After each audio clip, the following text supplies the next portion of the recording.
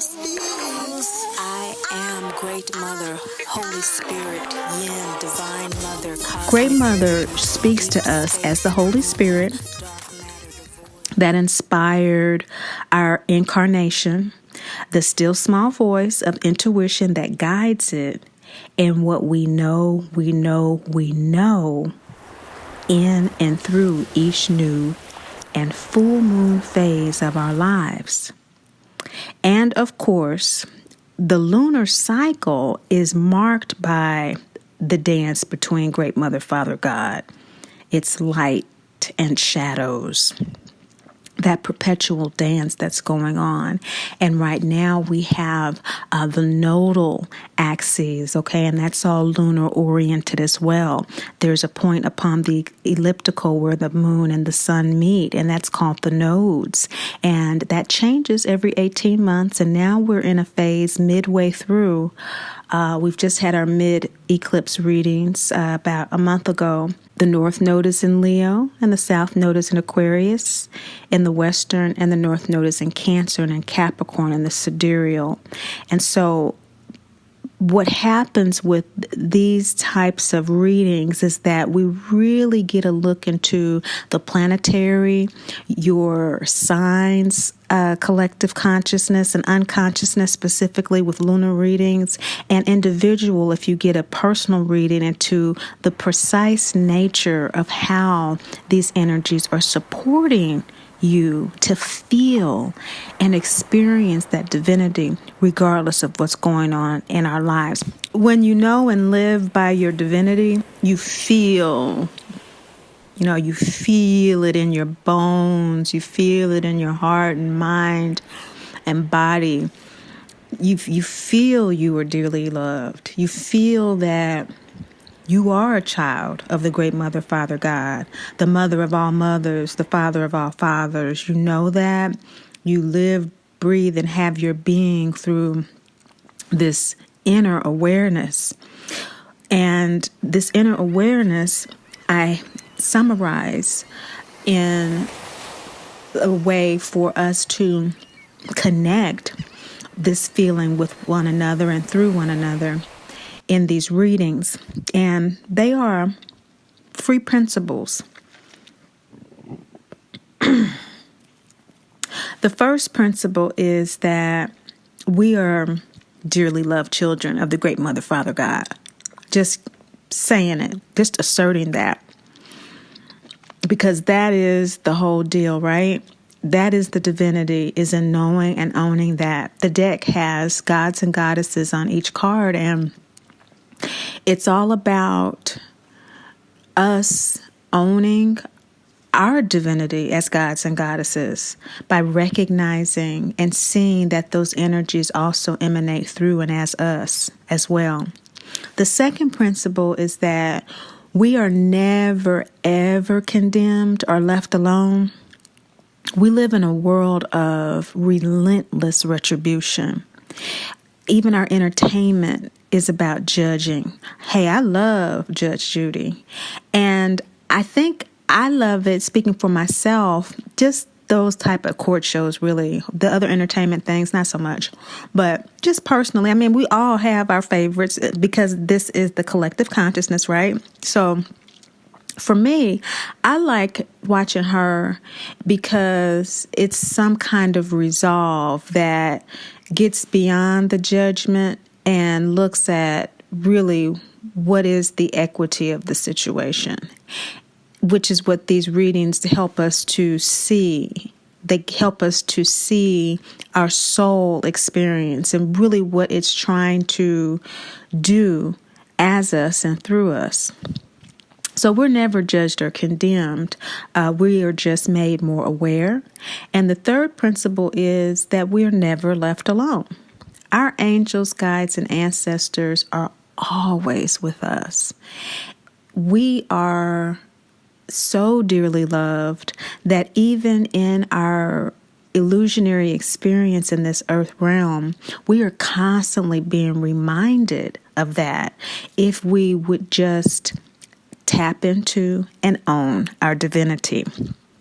So this feeling, this very nature of the moon sign, the very intuitive breath of inspiration of all life is what we are saying here with Great Mother speaking through her still small voice to us and through us, this feminine nature within ourselves to be able to receive and acknowledge this love is where we, in our physical form, tend to experience this divinity as shadows, darkness, challenges, and obstacles in life that keep us from actually having that root, instinctual, intuitive, primeval sense of this eternal love. So through these disappointments in life, as a result of abandonment or experiences of abuse that create pain and produce trauma so early in life and so routinely, we forget our divinity, and that these constraints that we experience, shadows, darkness, challenges, obstacles, etc., are really there as a means to remind us that we're never alone, that we're never judged or condemned, that we are divine. And so how is that, you say? How is this a means to remind me? Well, we are more than our physical selves. And so a challenge that is insurmountable to the ego mind. And here, when we talk about ego, we're talking about our biography, the story that we tell. If you were to write the book of your life, on the inside flap, the way you would describe yourself after your name is what we mean by ego here, because we are working from the presumption that either the ego is already healthy, or that you are here because you are striving to align your ego with your soul to become healthy. So there's a level of consciousness that's presumed in these videos being watched as well.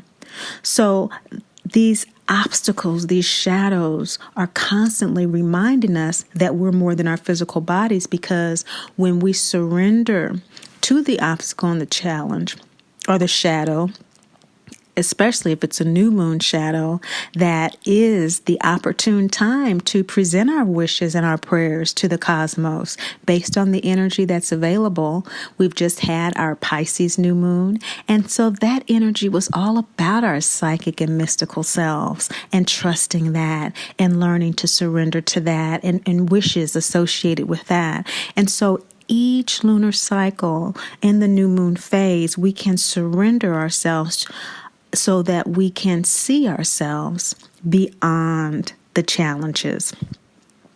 These challenges are also loving opportunities presented by Great Mother's shadows, because she speaks to us through signs and symbols. These shadows of the lunar phases, they help us to balance the mundaneness and intensity of the physical linear world that we experience in the ego body. Okay, so to every up, there's a down. To every in, there's an out, etc. And so there's yin-yang throughout the cosmos as we know it. And so there is this balancing effect that we experience in the physical world. But what Great Mother is reminding us of through these experiences of pain and trauma oftentimes is that we need to balance the mundaneness and the intensity of this physical linear world with our spiritual insight, with our internal imaginative wisdom that is always capable of facing that challenge and staring it down. That third eye of Horus, that's what that's about.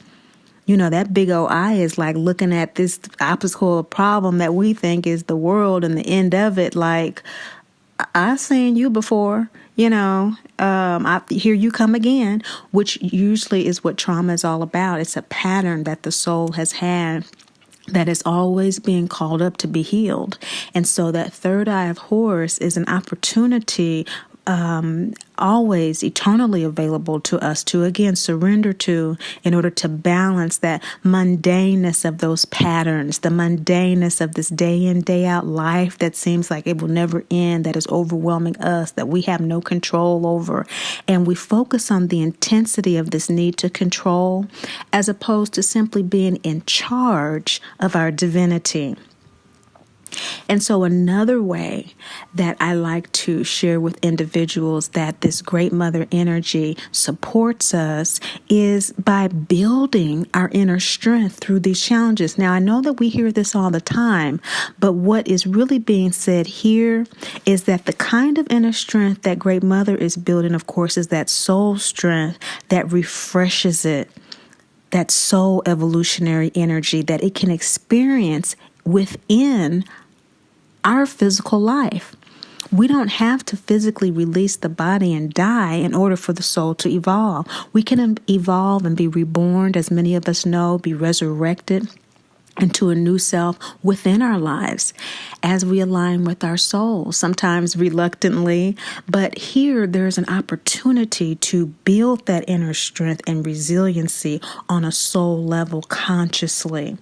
And so we can do it consciously or unconsciously, but when we know that the shadows through the phases from the new moon to the crescent, to the first quarter, to the full moon, third quarter, and the balsamic are all about energies within the constellations and the many mansions, the star mansions, the houses in the sky, to place us emotionally and intuitively in a space that we can feel the support, well, then these readings make a whole lot more sense. And so that's why knowing our birth chart, that eloquent picture of our soul and the ego experience it chose as us, is useful.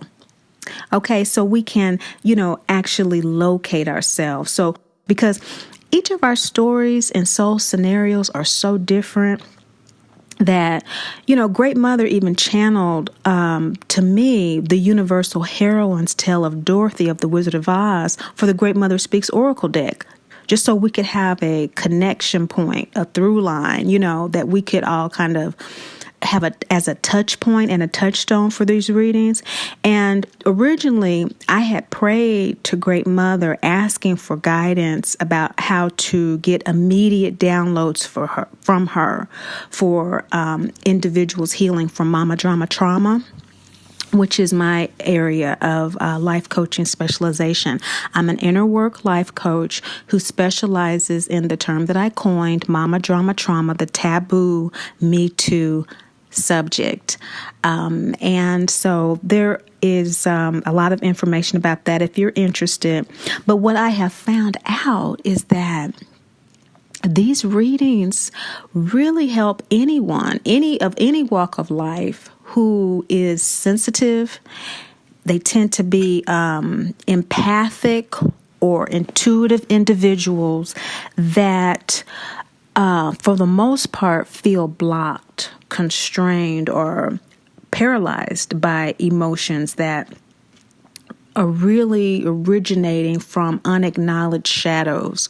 We all have shadows, and that is, it's an unacknowledged shame. It's something that we'd rather not admit in ourselves, a quality, something. And so these are aspects in our chart.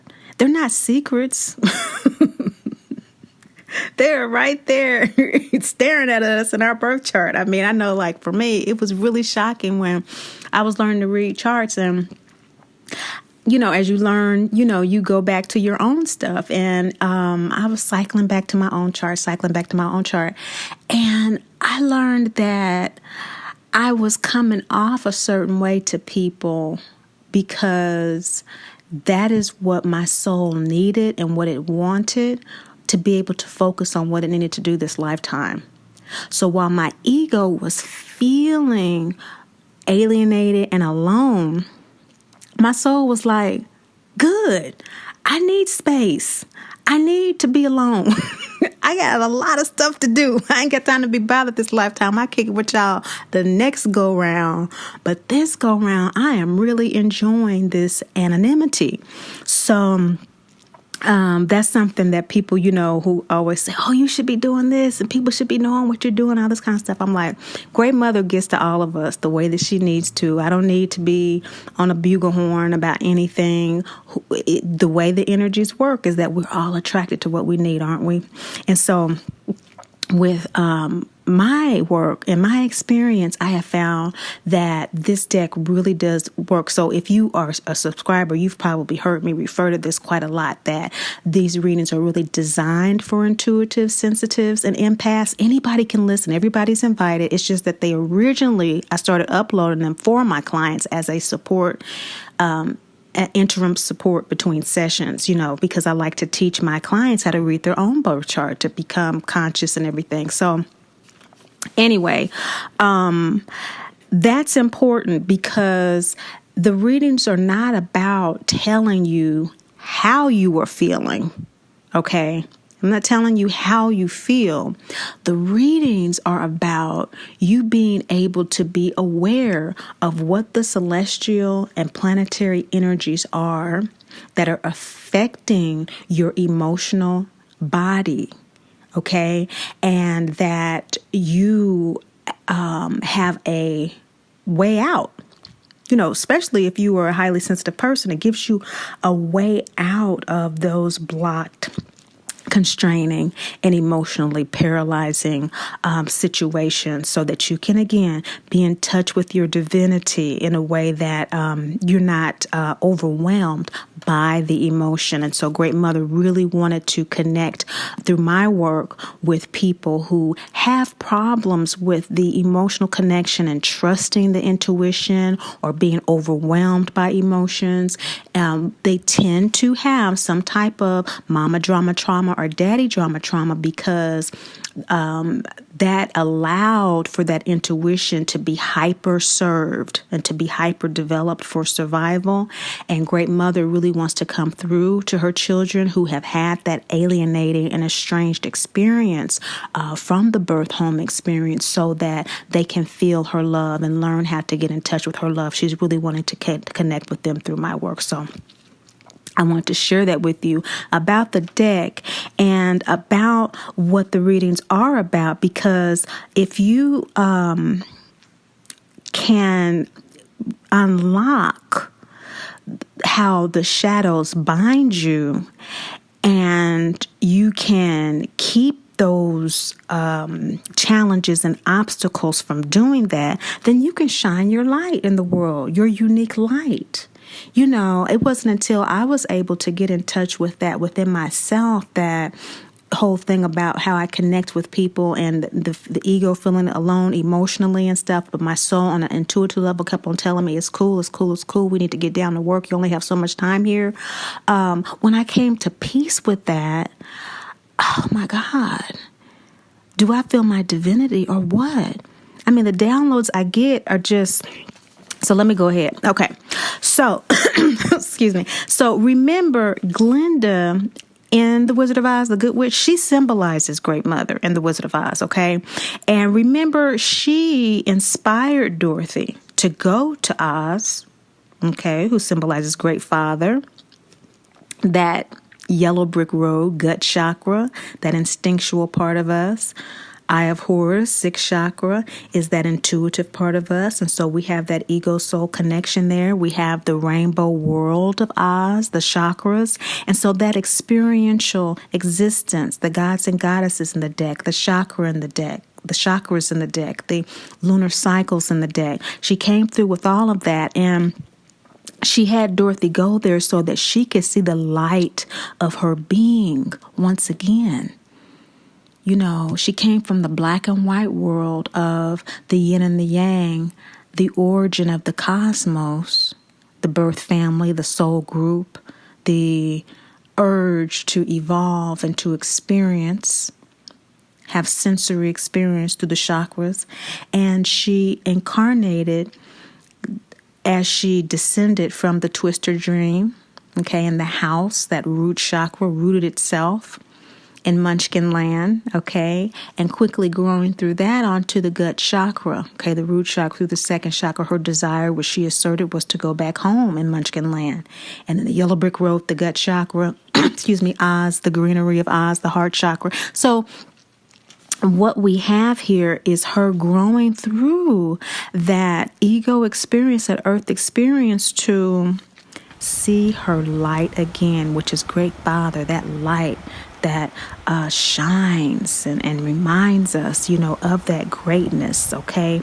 And so likewise, as the galaxies and planetary bodies, including our physical body, comprises the physical outer form of Great Father, the inner world of Great Mother, that still small voice that emanates from the primordial black hole and holds existence in her womb, is where we come from and express ourselves just like the planets and the galaxies, Great Father energy. Okay, so we're born of them and comprised of this energy. It is within us. We are made of star stuff. And our birth chart is just a picture of that star stuff at our birth. But we have transit charts as well. And so you can have a chart of when your child was born or when you got married or when you started a business. It'll talk about the birth of different things in your life as well. And so we do transit charts every new and full moon. This is the second quarter one. And we're looking at ourselves as such, as children of the Great Mother, Father, God, as divine children of the Great Mother, Father, God. And so the most important thing in our birth chart, therefore, are our sun and moon signs, because they activate all other aspects. The sun, inescapable, fixed light, casts its light on the nature and personality of the soul, whose actions are inspired by the shadows of the moon, the soul essence. So Great Mother inspires the emotions and our intuition, inspire our actions, inspire those unique personality traits, what I like to call that cosmic calculus that makes us who we are and who we are learning more about through these readings and through our experiences with these readings, paying attention to what actually does, come about in your life, These loving trends that are constantly available to us are unlocked through these readings, that unconditional, compassionate, nurturing, kind nature that Great Mother has for us and Great Mother expresses, but it's hard again to see in the physical world, right? We talked about that. And so let's tap into the season of this quarter. It's a look at what the supportive energies are for you to plot and plan this quarter. And so the plotting and the planning is the plotting of your lot to plant, right? And that's the new moon energy. The realization of what you've planted, the fruition, the light coming to full illumination, is the full moon. And the full moon also at the back end of it is about releasing things from what you've planted that you decide, I really don't want that anymore, or I really thought I wanted it, but I don't want it now, or that really didn't come to full fruition, it really was kind of a stunted growth, so I'm going to pull it out, So that's the full moon reading. And so your birth chart is an elegant illustration of where your soul was at the time of its incarnation. So just like this seasonal reading is tapping in on this present time between April and June, your birth chart tapped into the exact snapshot of the unique positioning of the planets and constellations as they were at the time of your birth. This was most accurately calculated and clocked in the VEDIC, Jyotish, or Sidereal astrology, the cosmic astrology that looks at the soul. It is it signifies, this moon sign signifies the karmic nature of your soul. Okay. The Western or tropical that we use in the readings as well specifically locates the soul in its present focus on Earth. its earth experience, honing in on its emotional status and its unique body mind that the soul occupies at this time. Okay?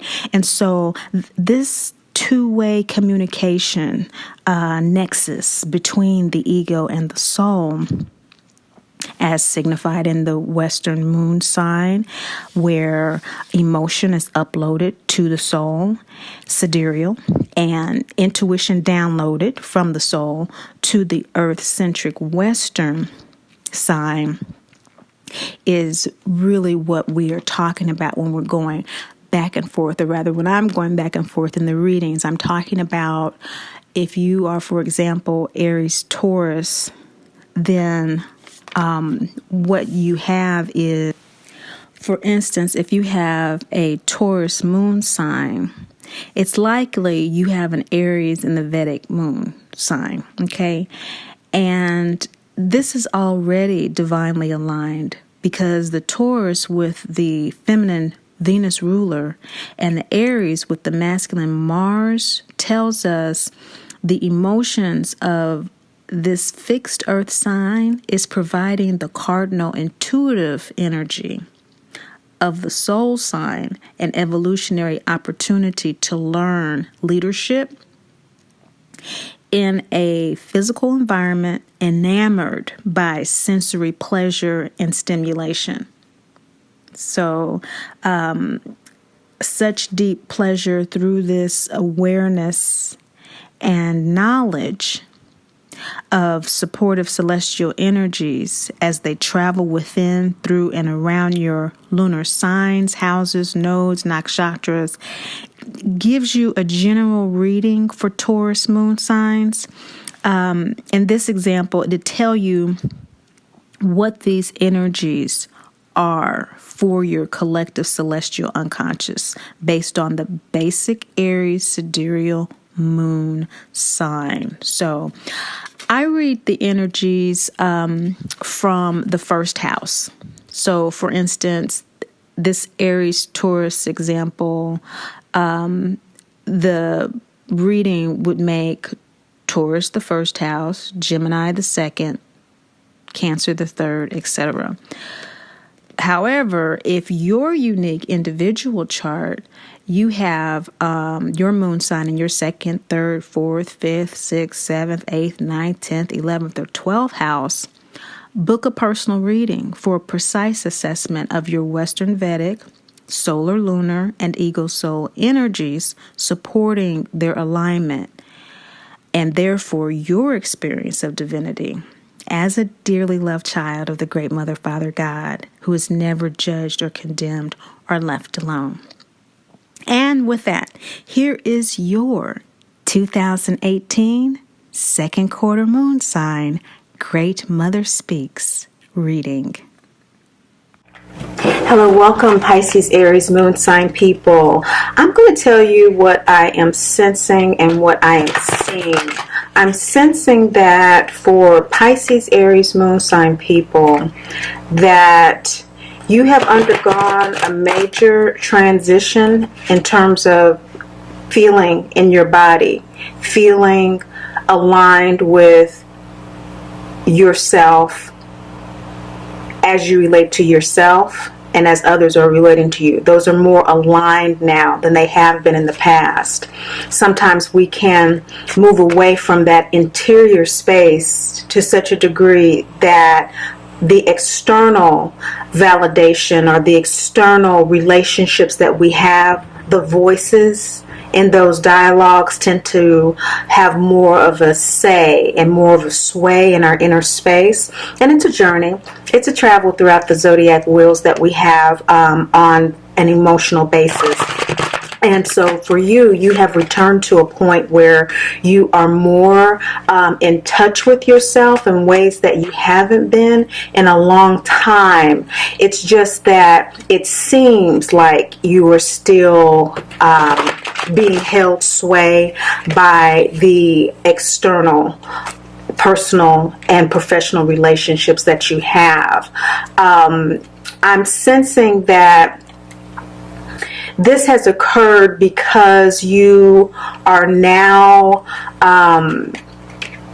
reevaluating from an interior space what your hopes and your wishes are in your life. You're getting to a place where your personal likes, dislikes, desires, what you don't want in your life, what makes you comfortable, what doesn't make you comfortable at all. You are, in many cases, being forced out of comfort zones, maybe personal relationships that have had a professional connection, and so maybe going into business with family members, or just social networking, friends, groups. Those relationships have undergone some transformation, and that is what has caused you to be in a space now where you are reevaluating what's important to you, okay, what you like, what you don't like. Because we talk about emotions, but at the end of the day, that is really what we're talking about, really, right? What we like, what we don't like, what we want in life, what we don't want in life. And we have a visceral response to it, instinctive responses to what our desires are as divine children of the great Mother, Father, God. We are truly gods and goddesses, and so the body does give us a gauge of where it is in terms of those emotions, what it wants, what it does not want. And the soul, I'm seeing here with what Great Mother is saying to you, that for this spring season, you are going under this transformation in order to own your beauty.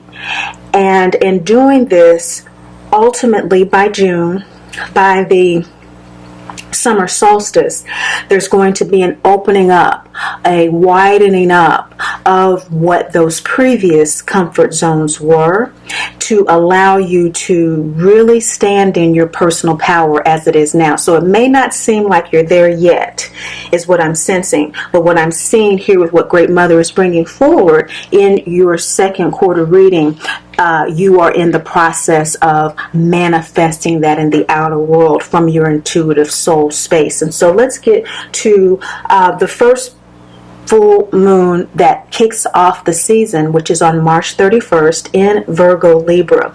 This Libra full moon is a full moon that is exactly your antithesis. It is your opposing sign, and so what it's bringing out are those new identities that are your soul space wanting to expand through alignment with you, alignment with your ego emotions, because that's in your seventh house. And so on a emotional level, you are feeling this Libra energy that is very strong in the seventh house, and there is this issue with personal and professional relationships, but on a soul level in the seventh house, from the Virgo, it's more of a reorganizing process, again, reassessing process that's going on internally with this culmination of the full moon on March 31st. The sun is shining a light on your personal power. So the sun is in your first house of Pisces, Aries. So this is a very powerful full moon for you. Great Mother is saying that during this full moon, you are going to feel that you have been bestowed great power, which is nothing new for your sign during this time of the year. This is your full moon period. Although it is in your opposing sign, the sun is illuminating this full moon in your sign of Pisces, Aries, first house lunar energy. This means that there has been a rebirth, and because it has just come from the 12th house into the first house of your new emotional cycle, you are just beginning to feel that endowment, just as we see here in the scene of The Wizard of Oz when Dorothy is bestowed the ruby red slippers by the good witch Glinda. She has no idea what the power is she has just been given. And right away, the wicked witch, she knows. That's why she wants to take them off of her feet right away. She knows the power that they are. And so there may be people in your personal and professional space who are sensing this new power in you and who know that you are shifting in your emotional, intuitive space as it relates to them. And they may be sensing just a vibe coming off of you. Maybe there's some new things that you're starting to state that are of interest to you that may seem small to you.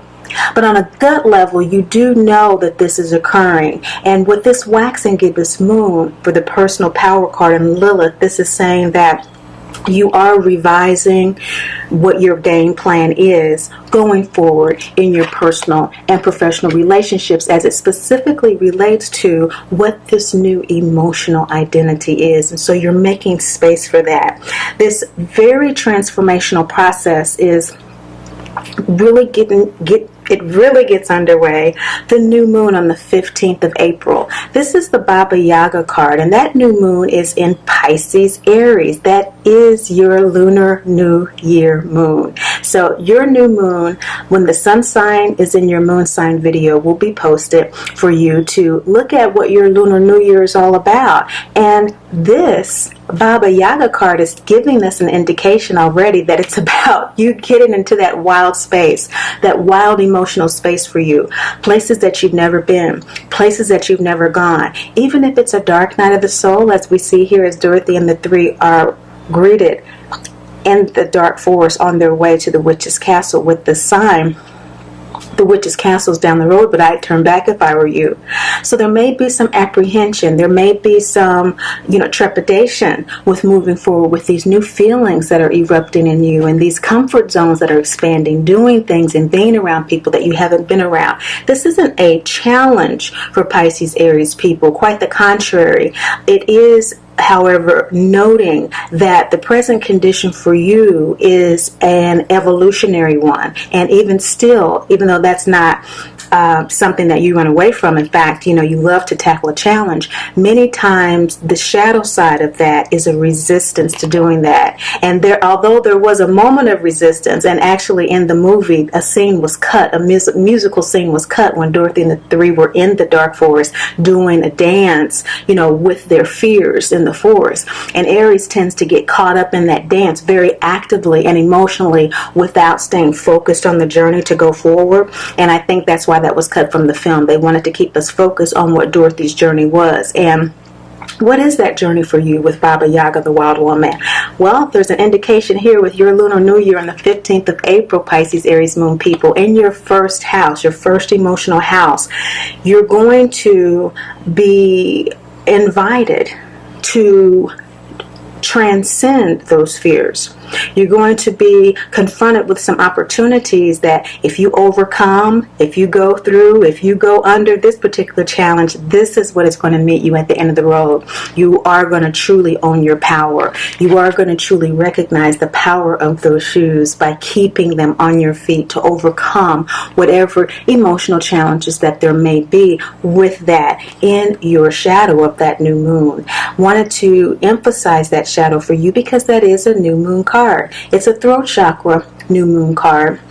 And so Great Mother's very much emphasizing the importance of this lunar new year for you with the new moon card. The beginning, the planning stages, and actually the most important part of that for you. We talk about these general lunar phases, but for you, in terms of that beginning process of what you're planning for the new year, she really wants you at this time to reflect and to download from your soul. Your soul is in Pisces, and so this first house energy from Pisces is a very high wisdom and a very mystical understanding of where you are.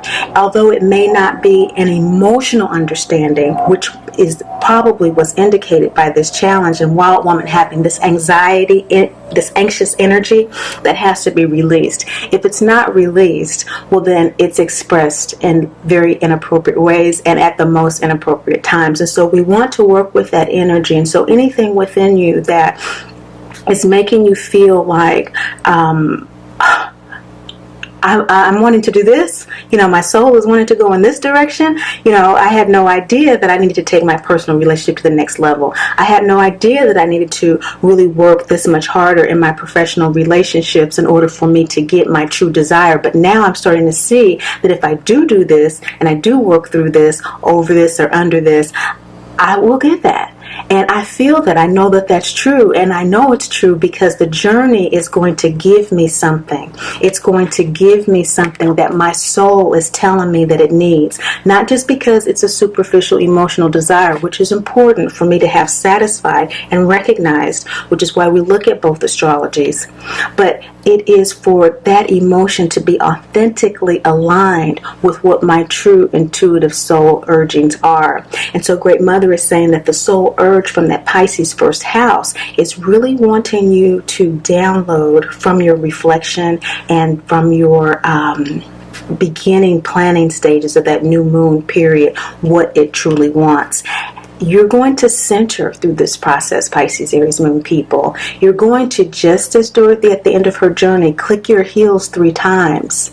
And you, again, are going to see within you and know that you have the power, body, mind, and spirit to do what it is that you need to do to fully align with your higher desires, with your higher knowing, and your higher sense of why that goal, that aspiration is so meaningful to you. It is satisfying something within you. That third eye waning balsamic moon card is that sharing and that giving and receiving from that higher space.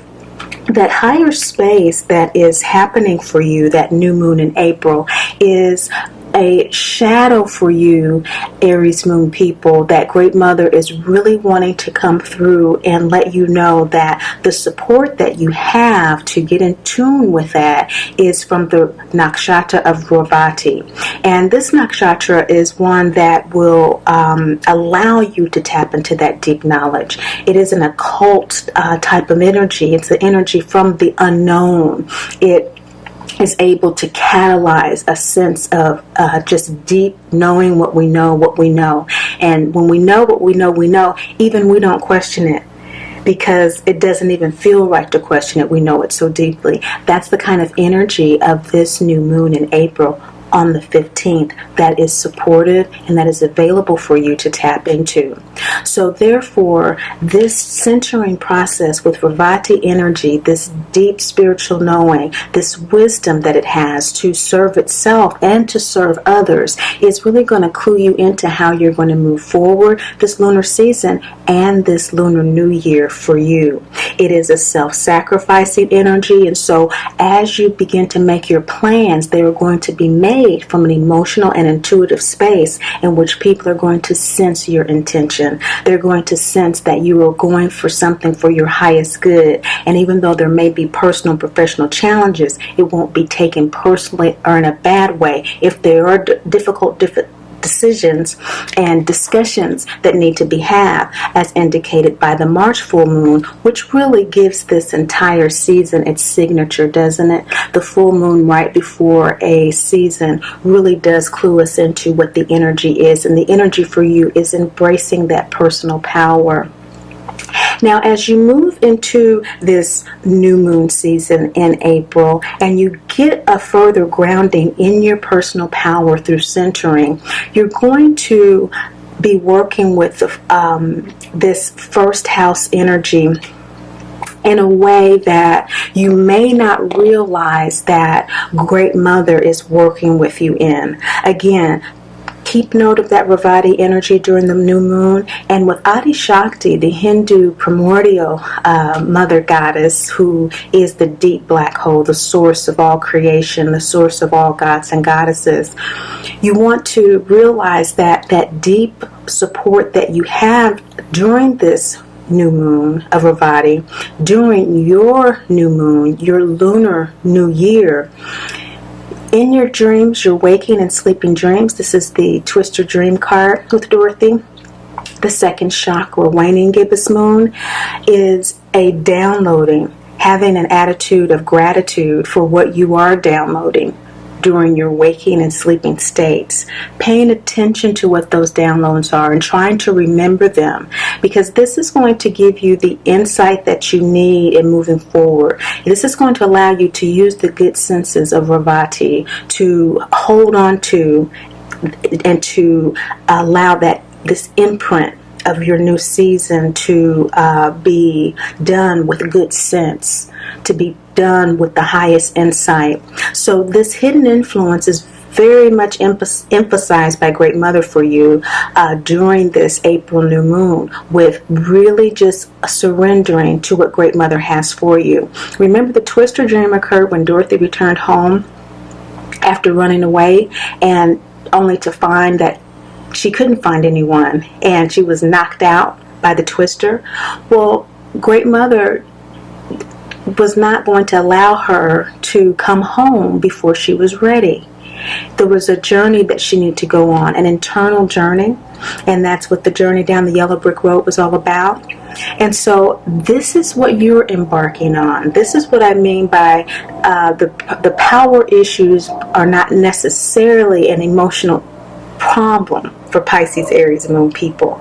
It is that they're being taken to new, unexperienced, unseen, undealt with ways. And so this is a new level of power for you. As you move into the full moon in April on the 29th, you're going to be actually downloading what Great Mother is giving to you during your waking and sleeping state. On the 29th, the moon is in Libra, Scorpio, your 8th house. And so that death and that rebirth, that going toward the end and actually coming out a different way, undergoing a whole new emotional process, which could be excruciating had you not watched this video. Aren't you glad that you're watching it? So with that moon in your waking and sleeping state, it's going to be coming to full illumination during the full moon what those messages are. You're going to be very clear about what they are, because the sun is in your second house, and so this has to do with your values, what's important to you in Aries Taurus. And so that Aries Taurus energy is very clear about what its values are and how it wants to go forward in fulfilling them. So with the Adi Shakti card, the Primordial Mother card, the Twister Dream card, you're going to be downloading this with a waning gibbous energy. You're wanting to share. You are grateful for these downloads. So you're going to want to really assert what these new desires are with the second chakra that we have here.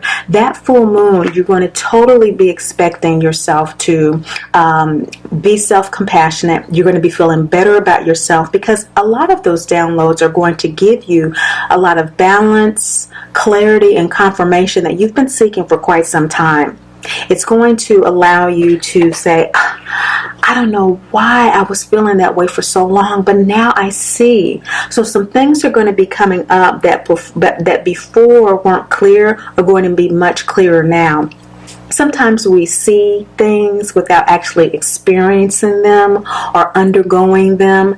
This is an undergoing energy with the moon in your 8th house. You're actually undergoing that rebirth process. And so it's in your body, it's in your experience based on your awareness of what it is. You're going to be able to get that much more clarity about what your new values or your new wants, your new needs, your new comfort zones are, and to have self-compassion as you go through that, because sometimes as we change from one way to another way, it can be quite challenging, especially as it relates to us getting closer to a genuine internal expression of ourselves.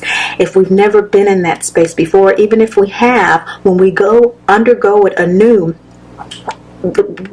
sometimes we can be afraid to get out of the bed to be the person that we are, because it's like, okay, what's going to happen? Everything is so new every day because we're not going on any regimented external program.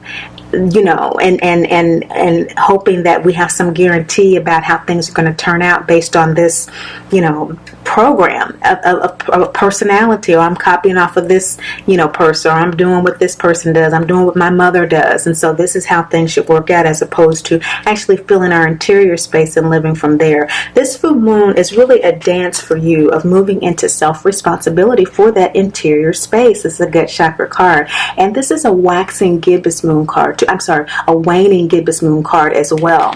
So the Adi Shakti card was a waning gibbous moon card in your second chakra, and so this is taking it up, this full moon period, this dance that you're doing with this in your third chakra, really feeling in your gut that you're taking responsibility for how you feel. You're taking responsibility for this emotional journey that you're having. Emotions do reside in our gut chakra. They reside in our heart as well, which is the crossroads between the ego and the soul. So this season opens up quite powerfully for you.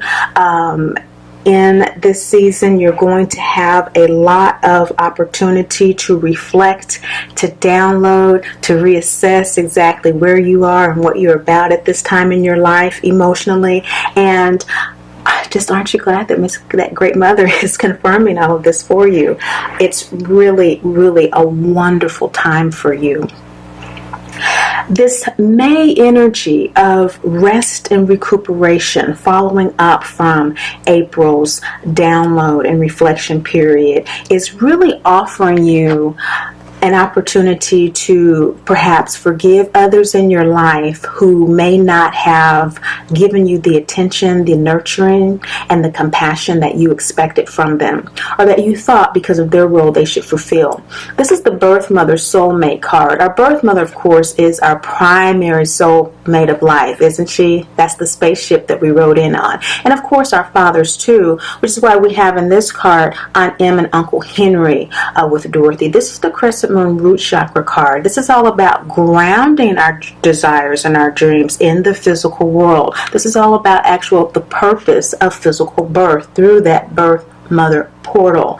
It is a portal that the soul uses to enter this physical world. And so, of course, what was our relationship with that soul? That's our spaceship before we enter it. It is a soul-mate relationship. This card indicates, as Dorothy is telling Aunt Em and Uncle Henry that Miss Gulch wants to steal Dorothy, and they are too busy counting chicks to go to the market, that sometimes other people are occupied with their own soul work.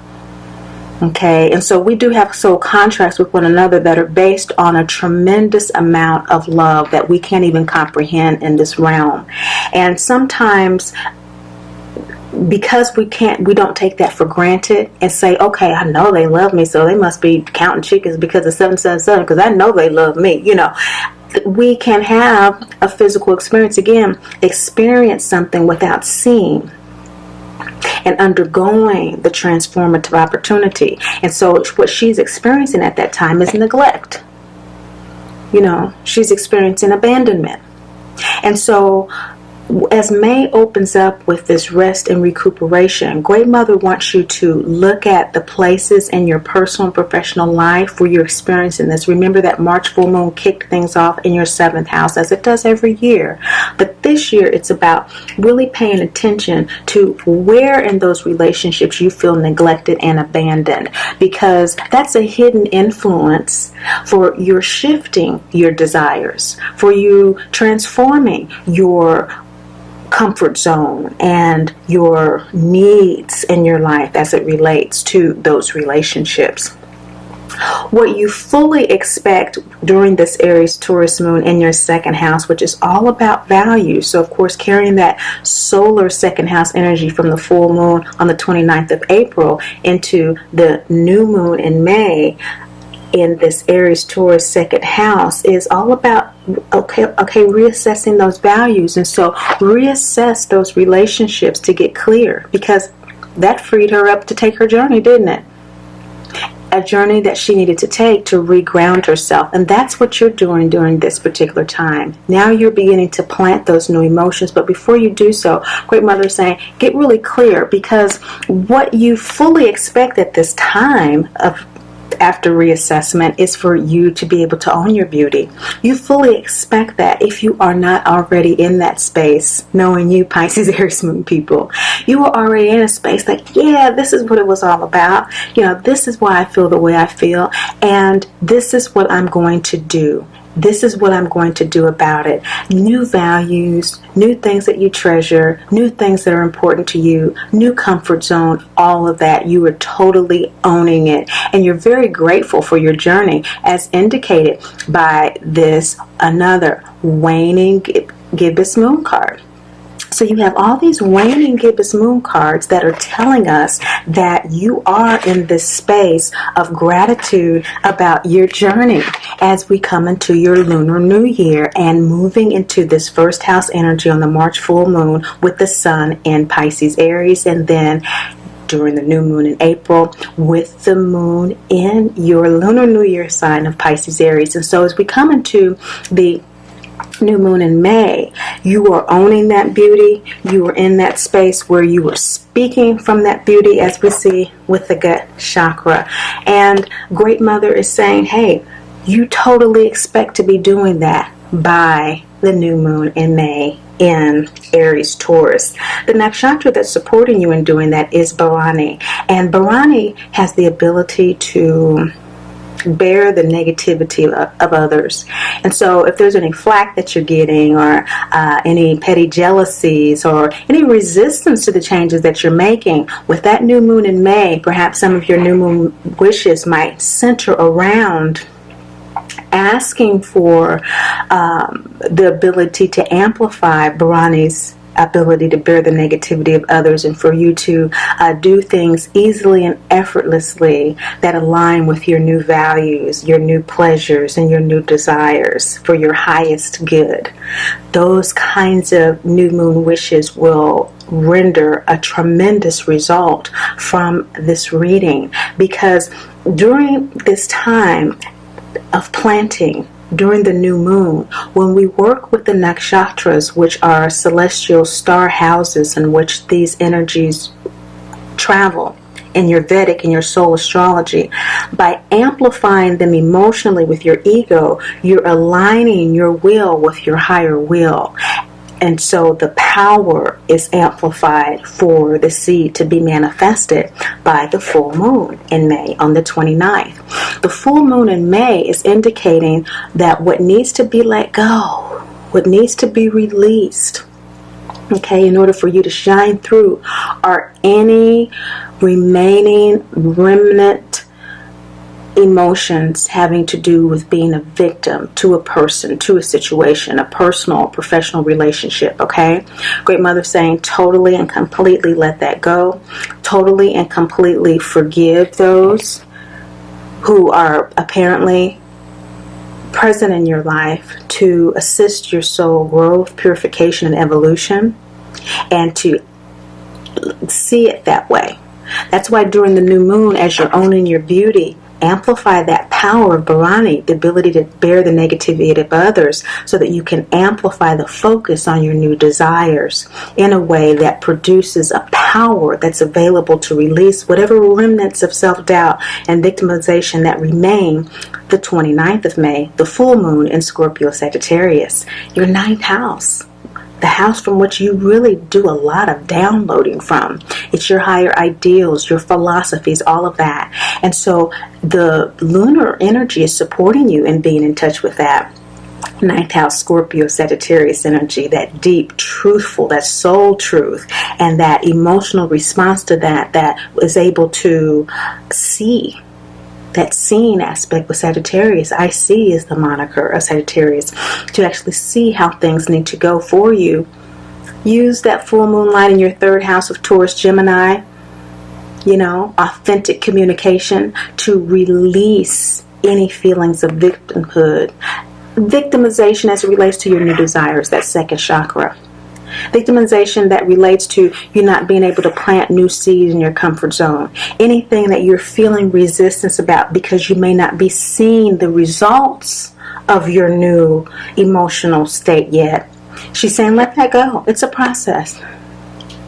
Just like it's been a process for you to get to this stage, it's a process for the physical manifestation. The nakshatra that's supporting you this May full moon is Anudra.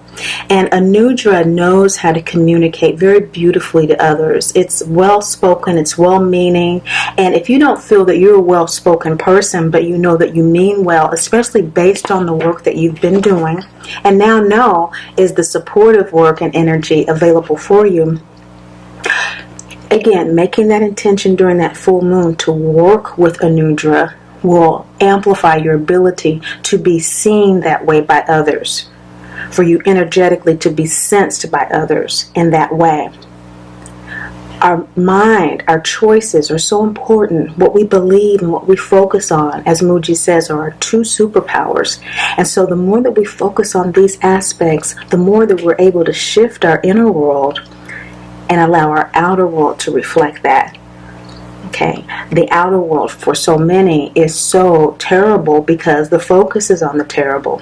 It's become a very bad habit. So releasing that victimhood to allow that communication to come through with the energy of Anudra. And that's not all about Anudra. Anudra transforms itself through chaos. And so what is more chaotic than feeling victimized? This is when Dorothy runs away from home and she meets Professor Marvel along the side of the road and tells him, she's run away and she wants to go away with him and all that good stuff. And so why did she want to run away? Well, he told her why she wanted to run away. But Sedna is telling you that what needs to be released are all of those stories associated with, I don't want that anymore because of this, this, and this. I'm more comfortable doing this now because in the past, so and so and so and so and so and so and so and so, where that might be true. Do we really want to focus on that in the spring? In the fall, if you're in the southern hemisphere and it's the harvest season for you, do you really want to hold on to that chaff? Do you really want to hold on to, those old weeds and stuff going forward? No, you want to have a good winter sleep. And for those of us emerging from the winter sleep in the northern hemisphere, the spring, you're wanting the full moon in May with this energy of Anudra to deliver. It is able to suffer hardships with a real virtuous energy. And so there may have been some true hardships in your past. That was very difficult for Dorothy in her experience of neglect and abandonment to actually be threatened with Toto being taken away, who symbolized her intuition in the Great Mother Speaks Oracle deck. She wasn't having it. And so just as we focus on our intuition and our soul here and aligning with it, and through that Great Mother speaks to us and supports us through that, it's very important that you also are able to work with those energies as Dorothy did in a way that you can let go of those past stories and go ahead and seek that stability, even through this chaos that Anudra is giving you the power to do. These nakshatras are based on ancient. They're so ancient. People argue over how old they are. Are they 2,500 years old or are they 25,000-year-old stories? They don't know, but they are based on the stellar constellations in the sky. These star constellations that the moon moves through. All the planets move through them, but they're based on the lunar cycle. And so this is what Great Mother is speaking to us from and what she's speaking to us about in order for us to have the beautiful journey through the cosmos that's available to us and the energies that are there. Anudra is very transformative, and it helps you conform to what you know, to have the ability to, see through things as they are and to feel comfortable aligning with that. Again, that generally is not a challenge for Pisces, Aries, Moon people, but moving to a new level of authenticity and of self-understanding can make what previously were not challenges and what you saw, experienced, and underwent new challenges. Because what you will see by this May full moon on the 29th in Scorpio Sagittarius and your moon and in Taurus Gemini, third house, the sun shining on that about communication, is that you are free. You're going to really sense a new freedom in your life, a new way of being in your body. This crescent moon card is this is a balsamic moon card. It's not a planting crescent. It is a crescent moon card that is about that release, that reflection, that downloading. In the full moon period, this card is more about owning what you've downloaded since the new moon period. Walking in it, living in it, feeling free, feeling renewed, feeling emancipated through the journey. This is a balsamic moon card that's based on the third eye here. Okay, and so isn't that appropriate for you at this time? Trusting what you've downloaded since the March full moon and really living and working with that information in a way that by the May full moon on the 29th in Scorpio Sagittarius with that neutral energy, you're feeling freed up. You know, you're feeling like you're able to communicate those sage-like things that have come through for you, and that you're at home in yourself. You're at home in your being. You're at home in your new comfort zone. You've moved in.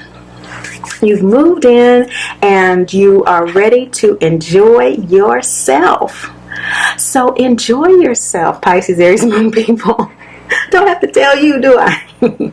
I do not have to tell you that Hattar, the pleasure principle, is all about really answering for ourselves in the moment and in every moment, that we're really going for it, living, you know, the gusto and really being authentic with how we feel. And when we need to adjust it, just taking that time to download and doing all of that wonderful work, that we are also asking ourselves, okay, am I moving forward with this initiative out of fear, or am I doing something that is allowing me to follow my bliss? And just being very clear with that every moment, even if it's going to the grocery store. You know, am I doing something out of fear? Oh, we're not going to have such and such and such tomorrow, so I better stop. Something that may be very important for your joy at the time. Or am I following my bliss? Am I going to the store because I'm really going to enjoy preparing this meal, or someone's going to enjoy it? To that level, Great Mother saying, enjoy your life. And that's how you do it, Pisces, Aries, Moon people. Taking a beat. Sometimes that's, again, challenging for you. It's not so much the emotional challenge that gets you, but it's pulling back and taking a beat long enough to breathe, take it in, and trust it in yourself fully. So, Great Mother saying, enjoy yourself. You've earned it, because this has been hard work for you. And if you've been working with her since the first quarter report in Cancer, the quarterly reports are at the cardinal full moons, and so that was the Cancer full moon, the water full moon, the water cardinal sign, and so this here with the Libra full moon is the air full moon sign for the second quarter. Isn't that wonderful? Enjoy yourself. Full moon in May. Embody the energy of the prostitute. Wow. So she's saying that during this full moon of trusting your downloads and communicating them, this full moon card is really emphasizing in your second chakra to be clear that you are following your bliss. Be really clear that you're following your pleasure principle. Now it's time for the rubber to hit the road. You have downloaded what those new desires, those hopes are in relationship to not hopes, wants. You know, your comfort zone, what you need for your personal, professional relationships. You've downloaded them. Now the rubber hits the road. Do it. Do it. And this is a new moon card, and so it may not be as easily apparent how you do it. This is second chakra too. The Ankh is the second chakra in the Great Mother Speaks card. And this is the scene when Dorothy leaves the farmhouse and crosses the bridge to Professor Marvel's camp. So what are you going toward in every aspect of your life? Is it out of fear, or are you following out of bliss? Because Great Mother comes right back and she says, in order for you to embody this emancipation, Pisces, Aries, Moon people, it's important for you to be so clear about your desires that the light that's illuminated on this, and this Taurus Gemini in your third house, is saying, communicate from a space of the prostitute that says that I am giving of myself for my highest self in a way that validates me as a human being, that honors who I am, as opposed to I'm selling myself short by doing this. This isn't how I really feel. This isn't what I really want. This isn't what I really need. She's saying be very, very clear, because the full moon here with this Anudra energy is allowing you to embody the aspect of the prostitute, which is an archetype we all share, in a way that you are giving of your physical, emotional self in a way that feels good to you on a soul level. And if you work with these energies to get to that space and to truly own that space, you will embody the healthy prostitute. The scene here with Dorothy running back to the farmhouse is after she has met Marvel on the side of the road, and he's guilted her into going back home. So don't allow others in those relationships, professionally or personally, to guilt you, Pisces, Aries, Moon people, back into where you were before. Again, this tendency to jump from one thing to another and not focus. Great Mother is making sure that this second chakra is coming through for you quite a bit in this reading. To really focus on what your desires are. It's important. It's very important at this time during your lunar new year, because it gives a signature not just to this season, but for your whole year. So we know we have enough challenges and things as it is. If you stay focused on it long enough for that seed to be strong, well, then you'll have less challenges. Does it mean that your desires and your hopes and your needs won't change? Absolutely not. They change quite often, but you will have a foundation based in your soul that is going to be solid and strong enough for you to withstand many things in enjoying your life. Okay? So by the time June comes, and the June new moon for you is in Taurus Gemini for us all, but in your third house, Pisces, Aries, Moon people. Your third house, of course, is about communication, the new moon in June, and the card that comes up for you is the Ankh for the June new moon. This is on the 13th. It is in Gemini in the Western, and so we have an ego who is really communicating its emotions. Okay, and so you've carried this Gemini Taurus energy over from the sun in your third house, illuminating the Scorpio Sagittarius moon in your ninth house on the full moon in May, now in your lunar sign. And so your lunar third house during the new moon in June. The law of ego form and manifestation is saying that you have fully grounded this in the world, and you are emotionally in that new space. Your soul, also in the energy of Taurus, is downloading to you from the third house this pleasure, what's important to you, in new and more powerful ways. Because in May, during the new moon, where we had the birth mother card, was also when Uranus moved from Aries into Taurus.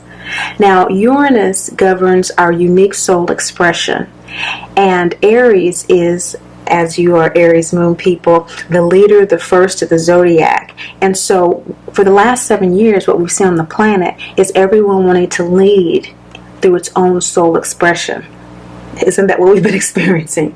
And so now Uranus is moving into Taurus, and for the next 7 years, beginning in May, conjunct this birth mother soulmate card, you're being invited to reassess your values as they relate to other people and your expectations that you have of them, the emotional expectations that you have of them. They love you on a soul level. They've incarnated with you, especially in personal birth family relationships, and we have the root chakra, which indicates that for you, personal relationships may be especially important as we're talking about relationships. That is something that you just need to understand and be confident about, and not necessarily let people get away with things when you're not being treated right, and you feel neglected and that sort of thing. But that wasn't really the issue with Dorothy. It wasn't that she wasn't being treated right. It's just that she was feeling neglected. And that's what Great Mother's saying. She's saying that your feelings matter. That's why she took her on a journey. Your feelings matter. And so that's why we go on these journeys. And this is what this life is about. The law of ego, form, and manifestation. The soul comes into physical manifestation in order for us to experience what we know. That's that double yin energy, that download from the Great Mother energy. And the single yang is the physical life. Okay? From the third eye, that ego soul communication in the third quarter moon, releasing, letting go, forgiving. So forgive people that. This Uranus transit into Taurus is going to really upend for you why you are here now. Now that you're getting clear about your personal relationships, now that you're getting clear about owning your beauty and speaking from that space, and really and truly letting go of aspects of your emotional state that no longer serve the fulfillment of your pleasure. You are now also releasing a tendency to sell yourself short and to sell yourself out, and truly expressing yourself with that Uranus and Taurus. That is your second house, and Taurus is second house energy.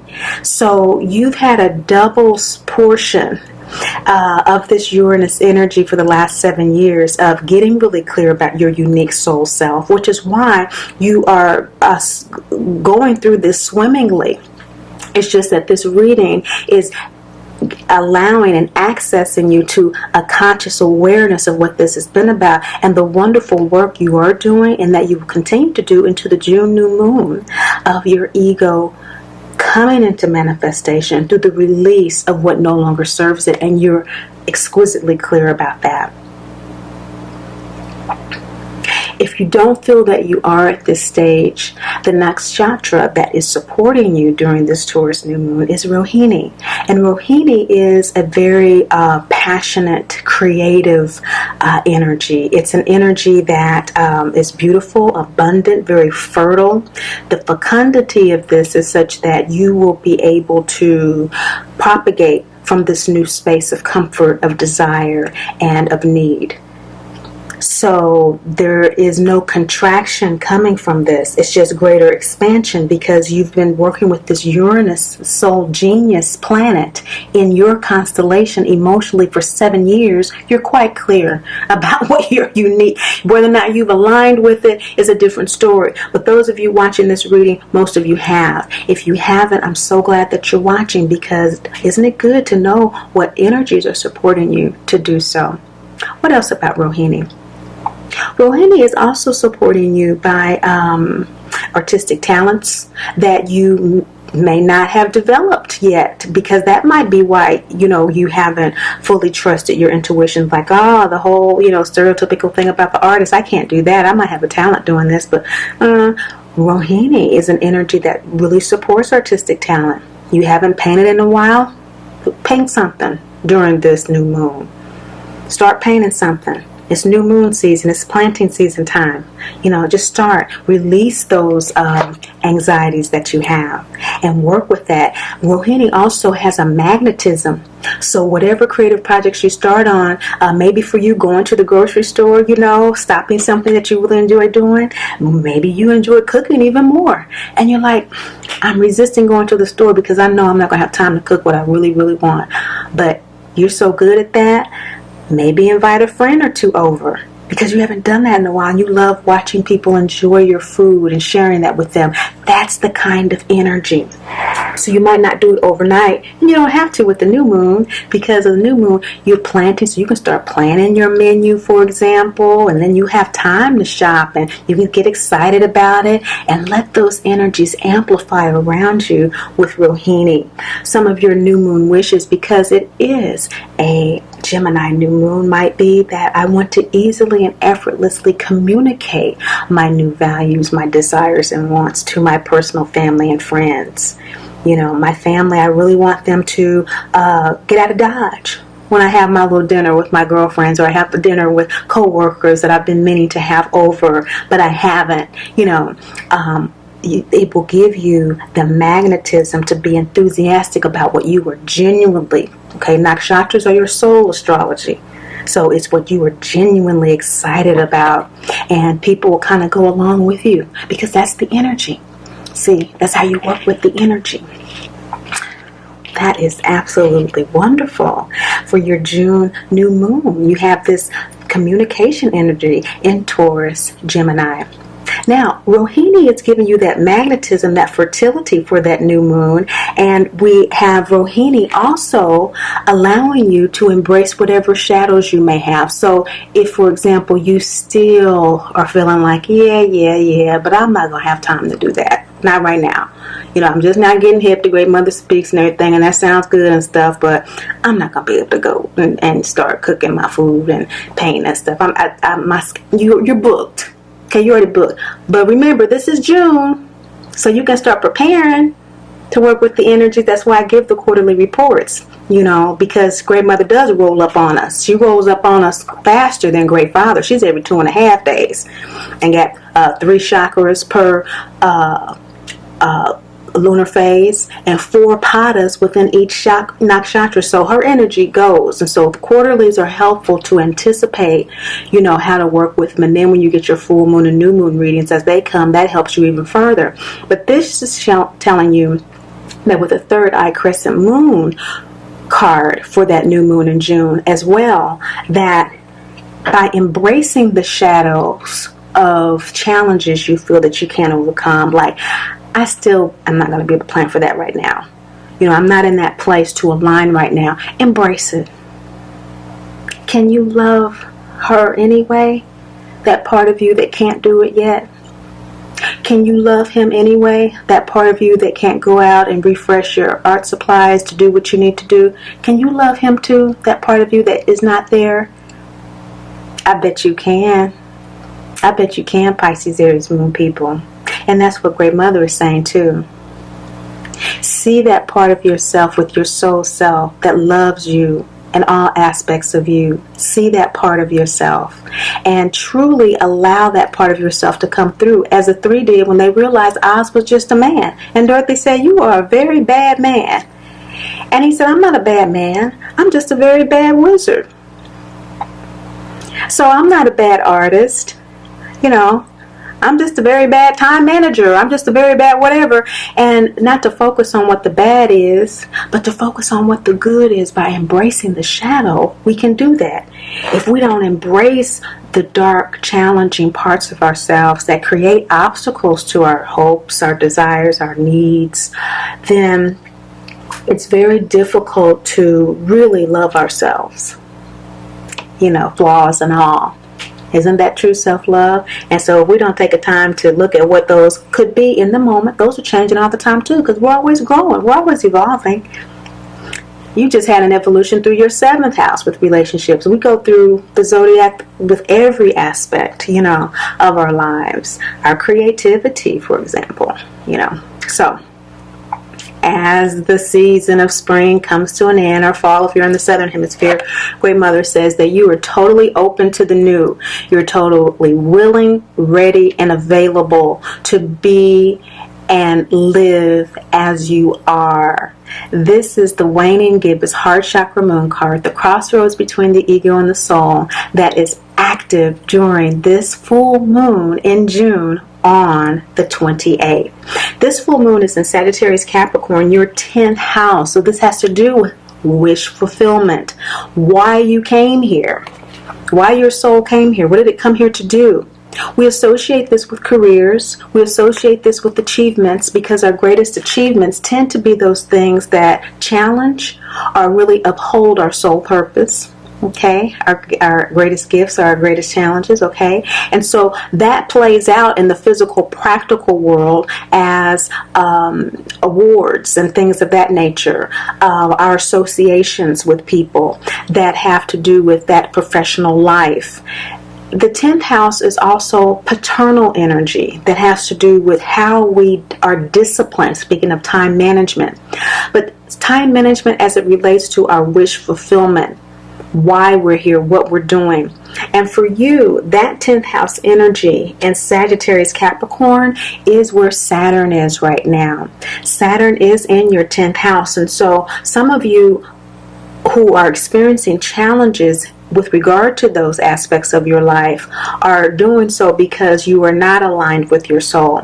Those of you who are watching this like, yeah, this is a confirmation of, everything I've been experiencing, and I was wondering, things are really starting to come together. I'm starting to feel like myself again. My relationships, I might be kind of, shaky, but they needed to change. They needed to be swept out. Those rooms of associations needed to be cleared out and cleaned. And so those of you who are in that space, you have been working with these energies, and you've been doing the hard work since the first quarter report when Great Mother was telling you about all of that fourth house energy of your home. And so you've been cleaning out your home because the full moon is in your fourth house of Gemini Cancer. So as Saturn is the school teacher in your 10th house now, it is really making sure that you hold up to why your soul came here. And June is really going to bring that to the fore. And again, that's going to mean different things to different people watching this video.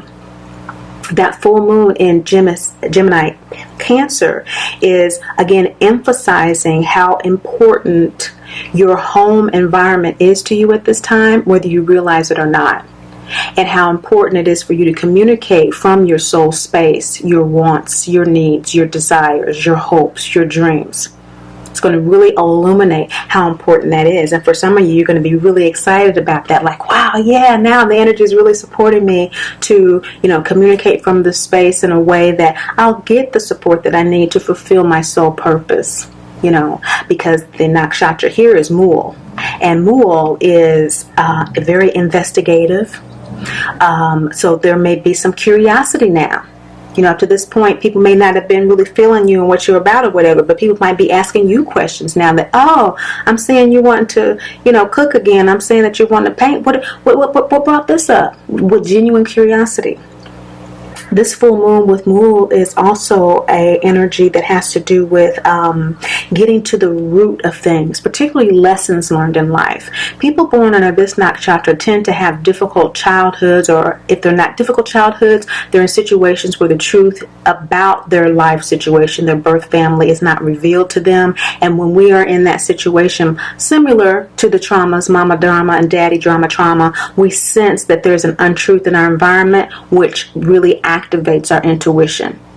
Okay, it kicks it into kickstart, and we have challenges with that because people want us to believe the illusion that they create. And so with Mool people, they tend to be in those environments, and so they can get to the bottom of things pretty quickly. They get to the root of things. They make good reporters, investigative reporters. Be great if we had those anymore that were really and truly journalistic. They make really good detectives, And so either people around you, since we're talking about relationships, will have that inquisitiveness about you that I'm glad that you're watching, so you don't, sense it as, why is everybody, wait a second, what is this about? Sometimes we can feel that people are interrogating us, literally, and that can put us on the defensive. But what Great Mother is wanting you to know is that with this openness energy, they're being open to you. And so that's why they're wanting to know. Everybody has their unique cosmic calculus. Their lunar moon sign may not be in Pisces, Aries. It could be in Sagittarius, Capricorn, where Saturn is. It could be like, okay, so what's the practical, and they really, from their soul space, are needing that to connect with you. And you are connecting. This is heart chakra, crossroads between the ego and the soul, and the waning gibbous moon, that sharing with gratitude. And so you'll be happy to share the information with people. More people love to share the lessons that they've learned. They really later on in life tend to have activated karmic energies in their lives, tend to really be activated in a way that they can disperse a lot of wisdom to people. This activation could occur early in life too, again, creating some of those intuitive challenges and using that intuition. Again, everybody's chart, it depends on how these things work out. But for you, it's looking like that for this spring season, that you were like the lion in the end, in the Wizard of Oz, when he and the three ask Oz their wishes, and he tells them they must bring back the witch's broom, to which the lion jumps out of the castle window in response. So there might be still a little trepidation about going through the new dark forest, the unknown, and communicating that with people. But this indicates that you go through with it literally. Literally. You jump through whatever windows of fear there could possibly be, and you fully express your ego soul self, your ego soul beautiful self. Pisces, Aries, moon people. What a season of perspectual transformation and courage. What an example to yourselves and to those in your life who love you. Thank you so much for watching, sharing, and liking, but above all and most of all, remember, Great Mother loves you, and I do too. I am Great Mother, Holy Spirit, Yin, Divine Mother.